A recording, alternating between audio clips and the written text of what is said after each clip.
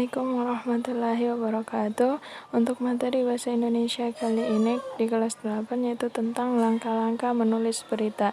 Jadi ini hal-hal yang harus diperhatikan ketika menulis berita sayangnya. Yang pertama yaitu menentukan sumber berita. Nah, sumber berita kalian ini ibu ringankan sayang ya. Kalian bisa mengambil salah satu dari anggota keluarga kalian. Bisa mama kalian, papa kalian, kakek kalian atau nenek kalian. Nah, salah satu di antaranya, ambil salah satu di antaranya.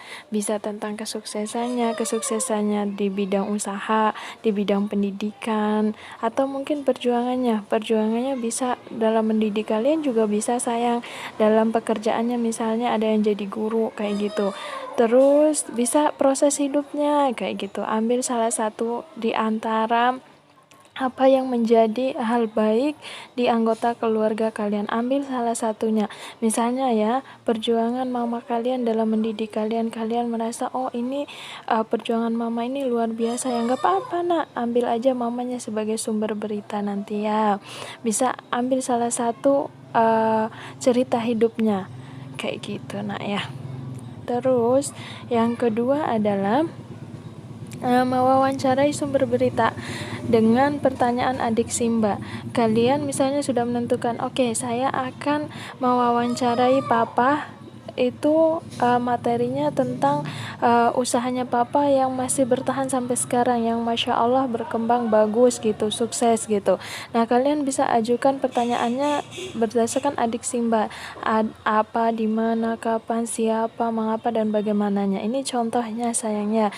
Misalnya pertanyaannya, apa usaha yang dilakukan papanya, di mana usaha itu dimulai, kapan usaha tersebut dimulai, bersama siapa usaha itu dimulai, mengapa milih usaha tersebut, lalu bagaimana prosesnya hingga bisa bertahan sampai sekarang. Ini pertanyaan hanya sebagai contoh. Kalian bisa merubahnya, kalian bisa merubahnya dalam bentuk lain, mengembangkannya dalam bentuk lain sayangnya. Bisa tentang kesuksesan mamanya mendidik kalian juga kayak gitu. Terus yang ketiga yaitu mencatat fakta-fakta hasil wawancaranya. Jadi ketika kalian mewawancarai salah satu anggota keluarga kalian, jangan lupa itu dicatat dengan baik setiap poin yang disampaikan oleh mamanya atau papanya. Siapa yang diwawancara itu sayangnya. Lalu nomor 4, mengembangkan catatan menjadi sebuah berita. Jadi catatan hasil wawancara kalian itu ditulis menjadi sebuah berita. Nah, langkah-langkahnya yang pertama, kalian harus baca dulu contoh berita tentang kesuksesan orang lain terlebih dahulu, misalnya tentang kesuksesan Habibie, tentang kesuksesan Ainun dalam mendidik anak-anaknya, atau siapapun tokoh yang kalian kagumi kayak gitu. Nah, itu akan memberikan gambaran bagi kalian tentang bagaimana sih menulis berita itu biar kalian itu nggak bingung kayak gitu. Sudah ada contohnya, oh gini ya caranya gitu. Terus yang kedua, perhatikan struktur beritanya. Kepala beritanya jelas, yang penting-penting ada di sana sayangnya. Terus tubuh beritanya itu jelas, ada mengapa dan bagaimananya, itu ada di tubuh berita.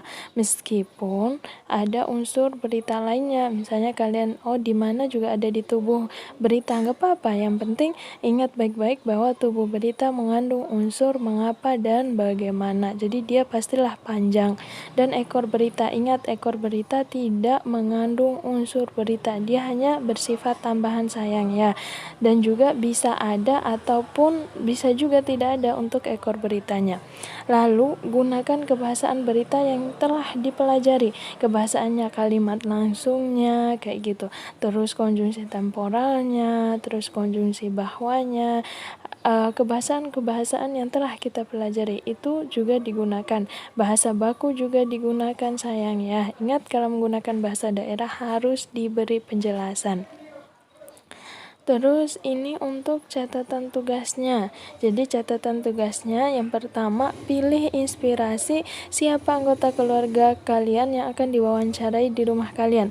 Terus kedua, susun pertanyaan untuk dijadikan bahan wawancara. Ini ibu jelaskan poin yang pertama dulu ya. Ingat, kalian bisa memilih papa kalian, mama kalian, kakek kalian, kakak kalian juga bisa, asal itu sesuai dengan berita yang akan kalian tulis ya. Terus susun pertanyaannya, menyesuaikan pertanyaan untuk menjadi bahan wawancaranya. Terus yang ketiga, hasil wawancaranya ditulis rapih dalam bentuk berita. Ingat alasan kenapa harus menulis rapi ini, karena ada di poin 4, yaitu ini sebagai ulangan harian kalian sayang ya. Kerjakan dengan serius, ibu yakin kalian bisa. Ini dikumpulkan pada pertemuan berikutnya, jadi persiapkan dengan baik mulai dari sekarang sayang ya.